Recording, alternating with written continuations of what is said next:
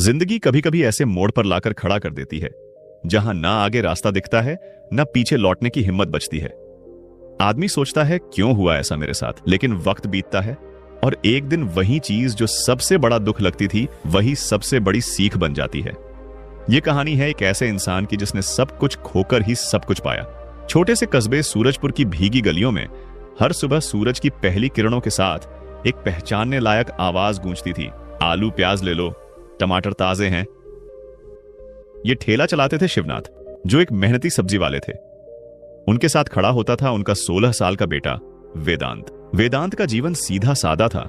सुबह पापा के साथ सब्जियां बेचना, दोपहर में सरकारी स्कूल जाना और रात को अपने घर की टूटी छत पर लेटकर तारे गिनना और सपने देखना।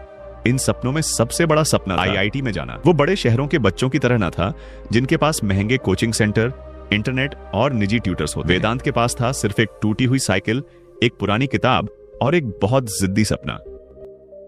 एक दिन स्कूल में गणित पढ़ाने एक नई टीचर आई, प्रोफेसर प्रेरणा माथुर। वे आईआईटी से पढ़ी हुई थीं और ग्रामीण क्षेत्र में बच्चों को प्रेरित करने आई थीं। उन्होंने छात्रों को बताया कि शहर के एक कोने में संकल्प कोचिंग नाम की एक संस्था फ्री आईआईटी की तैयारी करवाती है, लेकिन उसके लिए पहले एक प्रवेश परीक्षा पास करनी होती है।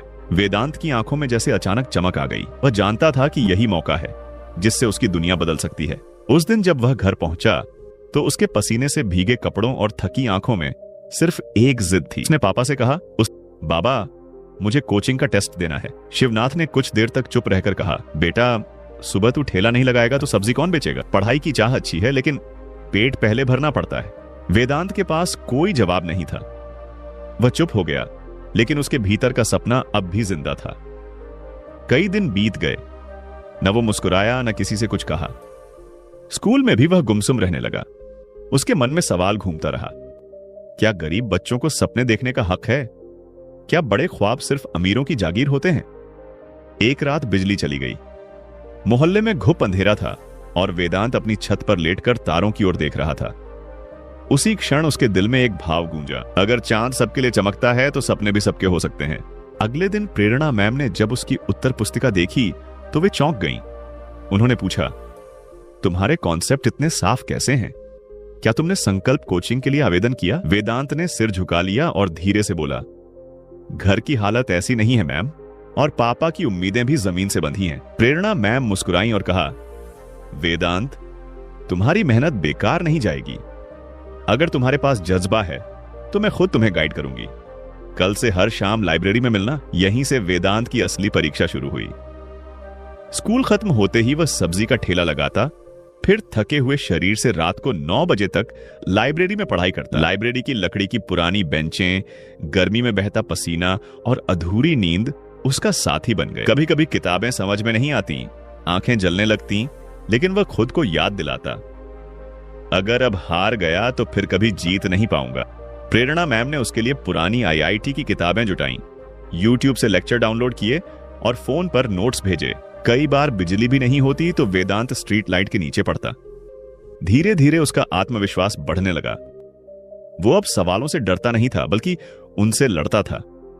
उसके पिता शिवनाथ भी उसकी लगन देखकर नरम पड़ने लगे। एक सुबह उन्होंने कहा, ठेला में लगा लूंगा बेटा, तू पढ़ाई कर। वो शब्द वेदांत के लिए वरदान बन गए। अब वह पूरी ताकत से जुट गया। 3 महीने की कड़ी मेहनत के बाद संकल्प कोचिंग के प्रवेश परीक्षा का परिणाम आया और वेदांत का नाम पहले स्थान पर था। वेदांत अब कोचिंग जाने लगा, लेकिन उसकी यात्रा वहीं खत्म नहीं हुई। 2 साल की कड़ी मेहनत के बाद जब जेईई एडवांस का रिजल्ट आया तो वह सूरजपुर का पहला छात्र था जिसने आईआईटी बॉम्बे में कंप्यूटर साइंस में प्रवेश पाया। पूरे कस्बे में खुशी की लहर दौड़ गई। वह ठेला, वह मोहल्ला, वो टूटी छत, सब आज भी वही हैं। लेकिन अब वेदांत की कहानी हर छोटे बच्चे के लिए उम्मीद बन गई है। वेदांत सिलेक्ट हो गया था। उड़ान स्कॉलरशिप कोचिंग में उसका नाम आते ही मोहल्ले में जैसे दिवाली सी रौनक छा गई। लेकिन घर में माहौल एकदम शांत था। पिता धर्मवीर चौहान ठेले के पीछे बैठे थे। आंखों से बहते आंसू साफ कह रहे थे, ये गर्व है, दर्द नहीं। पहली बार उन्होंने बेटे को गले लगाकर कहा, बेटा तूने मेरी झुकी हुई कमर को सीधा कर दिया। पर असली परीक्षा तो अब शुरू होनी थी। कोचिंग क्लास में जब वेदांत पहुंचा तो उसने पहली बार अपने आप को भीड़ में अलग महसूस किया। बाकी छात्रों के पास ब्रांडेड बैग, एप्पल लैपटॉप और वायरलेस ईयरबड्स थे। वेदांत के पास था एक पुराना फटा झोला जिसमें उसकी मां श्यामा देवी ने बड़ी ममता से रखा था, एक स्टील का टिफिन और कुछ अधूरी किताबें। जब ऑनलाइन लेक्चर डाउनलोड करने की बात आती तो वो अपने पापा का बटन वाला नोकिया फोन दिखा देता। नेट नहीं चलता और क्लास के कई छात्र हंस देते। वो हंसी सीधे आत्मा को चीर जाती। वेदांत को लगता था कि शायद वह इस दुनिया के लायक नहीं। कई बार खुद को दूसरों से कम समझने लगा।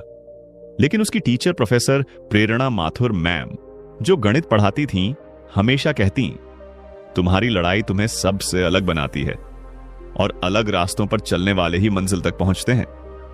वेदांत ने यह बात मन में बसा ली थी।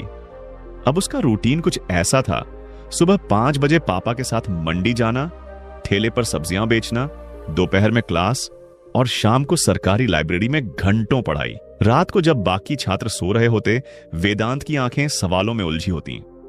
उसका थका शरीर जवाब मांगता, लेकिन उसका सपना कहता, एक और सवाल हल कर लो, बस एक और फिर आया IIT JEE का दिन। वेदांत कांपते हाथों से एडमिट कार्ड निकाला और परीक्षा केंद्र में घुसा।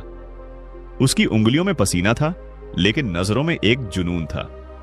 उसने खुद से कहा, मैं किसी से कम नहीं हूं।